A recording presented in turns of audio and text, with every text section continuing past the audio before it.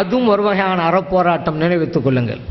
ஒரு மனிதனுக்கு போர்க்குணம் இருந்து கொண்டே இருக்க வேண்டும். இஸ்லாமியர்களுக்கு போர்க்குணம் உண்டு. ஆனால் போருண்டவன ஆயுதம் எந்திரம் மட்டும் நினைச்சிட்டு கூடாது. இஸ்லாமியர்களை பார்த்து தானே பாடம் பயின்றார்கள் இந்தியர்களே. வெள்ளையர்களை எதிர்த்து போரிடணும் என்கின்ற எண்ணம் எப்பொழுது வந்தது? ஆப்கானிஸ்தானவர்களை பார்த்து தானே.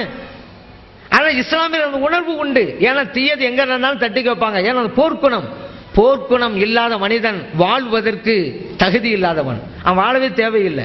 மனிதன் என்றால் அப்படி இருக்கணும். போர்க்குணம் வேண்டும், உழைப்பு வேண்டும், தியாகம் வேண்டும், முயற்சி வேண்டும். சும்மா உட்கார்ந்து கூடாது. தான் உண்டு, தான் வேலை உண்டு, சம்பாதிச்சோமா, சாப்பிட்டோமா, புள்ள சாப்பிட்டுச்சா, தூங்கலாம், முடிச்சோமா, அது என்ன வாழ்க்கையா? சமூகத்தை பாருங்கள், அடுத்த வீட்டை பாருங்கள், வீதியை பாருங்கள். நம்மால் என்ன செய்ய வேண்டும், அந்த உணர்வு வர வேண்டும். நம்மளாம் அப்படி ஒற்றுமையாக இருந்தா இன்னைக்கு இடஒதுக்கீடை பத்தி இப்படி அழுதுகிட்டு இருக்கானு. பிச்சை கேட்கிறாம, பிச்சை கேட்கறேன்னு சொல்றாங்க. உரிமையை கேட்கிற இடத்துல பிச்சை கேட்கிறாங்கிறாங்க.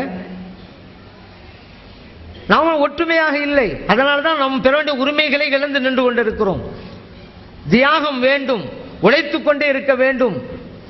சுட்டும் வரைதான் சூரியன், சுற்றும் வரை பூமி, உழைக்கும் வரை, தியாகம் செய்யும் வரைதான் மனிதன். ஒரு விதையை இழந்துதான் ஒரு மரத்தை பெற முடியும். சில கற்களை மண்ணுக்குள் போட்டு புதைக்க வேண்டும். அவைகளை இழந்துதான் ஒரு கட்டடத்தை பெற முடியும். ஒன்றை இழந்து இன்னொன்றை பெற வேண்டும்.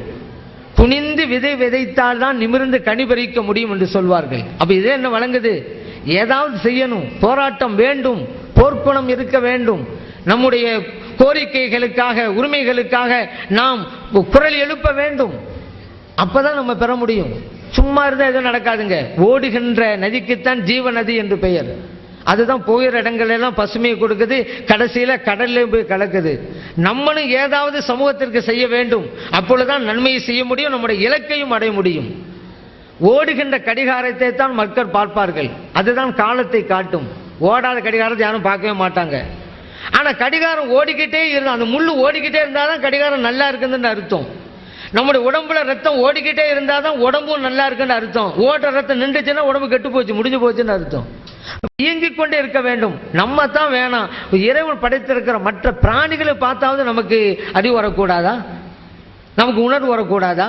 ஒரு முட்டைக்குள் இருக்கிற குஞ்சு இருக்குது பாருங்க, அந்த ஓட்டை கொத்தி கொத்தி உடைத்து கொண்டு தானே வெளியே வருது. சும்மா இருந்தா வெளியே வந்திருக்க முடியுமா?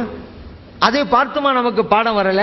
தேனியை பார்க்கிறோம், எறும்பை பார்க்கிறோம், எல்லாம் உதாரணமா சொல்லிக்கிட்டு இருக்கோம். ஏன் நடைமுறைக்கு வரல? போர்க்குணம் என்பதும் உணர்வுகள் என்பதும் இருக்க வேண்டும். வெறுமனே நம்ம உணர்வுகளுக்கு மட்டும் மதிப்பு அளிக்காமல் அறிவுக்கும் மதிப்பளிக்க வேண்டும். வெறும் உணர்ச்சிக்கு மட்டும் சொன்னால் அதுவும் தோல்வியை கொடுத்துரும். உணர்வு வேண்டும்.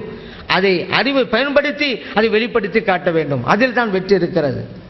சரி, நம்ம ஒரு சில கோரிக்கைகள் வைக்கிறோம், நம்ம போர்க்குணத்தை கொள்றோம், போராட்டத்தில் ஈடுபடுறோம், தோல்வி தான் நம்ம தயங்க தேவையில்லை. நம்முடைய செயலுக்கு இறைவனோட மதிப்பு இருக்கிறது, நன்மை இருக்கிறது. அதனால் நம்ம கலங்க தேவையே இல்லை.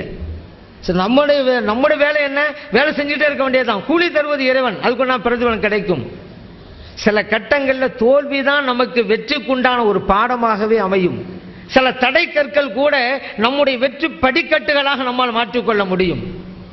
அப்படி செய்ய முடியுங்க. ஆனால் நம்மள நிறைய பேர் எப்படி தெரியுமில்ல, வெளிப்படை தான் பார்ப்பாங்க. ஒரு ஆள் 10 தடவை கீழே விழுந்தான்னு வச்சுக்கிறோங்களேன், 10 தடவை விழுந்து விட்டான் அப்படிதான் நினைப்பாங்க. அப்படிதான் நம்ம சொல்றோம், குறை சொல்றோம். யாரு தெரியுமில்ல, 10 தடவை கீழே விழுந்துட்டானேங்க.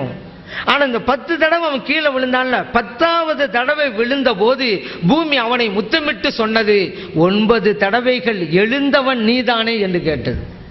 9 தடவை எழ போய் தானங்க 10வது தடவை விழுந்தான். நம்ம 9 தடவை எழுதானேன்னு பார்க்க மாட்டேங்கிறோம், 10 தடவை விழுந்துடான்னு தான் பார்க்கிறோம். விழுவது தவற இல்லை, எழாமல் இருப்பது தான் தவறு. விழுவுறது இயற்கை, எழாம தான் இருக்கக்கூடாது. எழாமல் இருந்தால் தான் தவறு. அப்ப இளைஞர்களும் ஏதாவது செய்ய, நல்ல காரியத்தை செய்யணும். செய்ய சொல்லிவிட்டாங்க, அதனால அவரை தாக்கி நான் நோட்டீஸ் போடுவேன், இவரை தூக்கி நான் நோட்டீஸ் போடுவேன், அந்த வேலையை செஞ்சு கொடுவேன், அது பாவம் தான் வரும். நல்லதை செய்ய வேணும். 4 பேருக்கு என்ன நல்ல காரியம் நடக்கும், 4 பேர் உள்ளத்தை எப்படி நம்ம மகிழ்விக்கலாம், அப்படி யோசிக்கணும். சில பேர் நானும் செயல்பட செல்லுஞ்சண்டி 4 பேர் உள்ளத்தை நோகடிக்கிறது, பெரியவங்க உள்ளத்தையெல்லாம் சாகடிக்கிறது. இதைத்தான் சில பேர் செஞ்சுட்டு இருக்காங்க. நோய்ஸ், அந்த இமாமை குறை சொல்வது, இந்த இமாமை குறை சொல்வது, நோட்டீஸ் போட்டுக்கிட்டு எல்லாருடைய உள்ளங்களுடைய வேதனைகளும் கட்டு வாங்கிட்டு இருக்கிறது. அப்படி இருக்கக்கூடாது. அதுக்கு சும்மாவே இருந்துடலாம். ஆனா இன்னைக்கு சில இளைஞர் சும்மா தான் இருக்கிறாங்க. ஒரு இளைஞர்கிட்ட கேட்டு, நீங்க என்னங்க செய்றீங்க? சும்மா தான் இருக்கிறேன். இன்னொரு இளைஞர், நீங்க என்னங்க செய்றீங்க? சும்மா தான் இருக்கிறேன். இன்னொரு இளைஞர் மட்டும் கொஞ்சம் வித்தியாசமாக சொன்னார், நான் எங்கள் வாப்பாவுக்கு துணையாக இருக்கிறேன் அப்படின்றாரு. உங்கள் வாப்பா என்னங்க செய்கிறாரு? சும்மா தான் இருக்கிறாரு அப்படின்றாரு. சும்மா இருக்கிற வாப்பாவுக்கு ஒரு துணையாக இருக்கிறாராம். இப்படி நிறைய பேர் இருக்கிறாங்க. இன்னும் சில பேர் அப்படி தான் இருக்கிறாங்க. ஒரு பையனை கூப்பிட்டு வராது கேட்டார், என்னப்பா உங்கள் வீட்டு குடும்பமெல்லாம் எப்படி ஓடுது அப்படின்னு கேட்டார். அவன் சொன்னால், நான் பீடி சுற்றுறாங்க, எங்கள் அக்கா நூல் சுற்றுது, அதை வச்சு எங்கள் குடும்பம் ஓடிக்கிட்டு இருக்குண்டு. அப்போ இவர் கேட்டார், உங்கள் வாப்பா என்னடா செய்கிறாரு? அவர் ஊர் சுற்றுறாரு அப்படிங்கிறான். இப்படியும் சில பேர் இருக்கிறாங்க. சின்னவங்களும் பெரியவங்களும் சரி, வேலை செய்யாமல் இருக்கக்கூடாது, நல்லது செய்ய வேண்டும். நமக்காக மட்டுமல்ல, சமூகத்திற்காக செய்ய வேண்டும். அதுதான் உண்மையான ஜிஹாத். அப்படிப்பட்ட ஜிஹாதை செய்கின்ற அறப்பணியை பலதும் நிறைவேற்றுகின்ற நல்ல தௌஃபீக்கை எல்லாம் வல்ல இறைவன் நமக்கு வழங்கியருள்வானாக. ஆமீன் வல்ஹம்துலில்லாஹி ரப்பில் ஆலமீன் என்று பிரார்த்தனை செய்து வாய்ப்பளித்த நல்லவர்களுக்கு நன்றி சொல்லி விடைபெறுகிறேன். அஸ்ஸலாமு அலைக்கும் வரஹ்மத்துல்லாஹி வபரகாத்துஹு.